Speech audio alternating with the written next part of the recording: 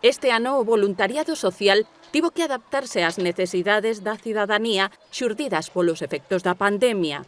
Na véspera do Día Internacional do Voluntariado, a rede que agrupa 14 asociacións lucenses leu un manifesto de recoñecemento aos seus voluntarios. Este ano é voluntariado on, porque sí que consideramos que estamos aquí, que seguimos activas, aínda que non se pode facer presencial ou non se pode facer como se estaba facendo antes, pero surgirán outras formas de participación que poidan axudar ás persoas.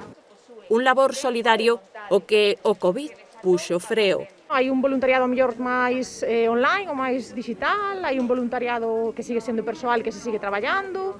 O voluntariado presencial continúa con programas específicos. Nos traballamos facendo actividades de ocio e tempo libre con nenos e mozos. Entonces, pois eso, estamos seguindo protocolos moi estrictos, pois eso, grupos moi reducidos, todo o posible de actividades ao aire libre. A Universidade o que ten en marcha agora mesmo é un programa de voluntariado fronte á COVID, no que se está tratando de incidir en temas de prevención e de sensibilización entre o alumnado universitario.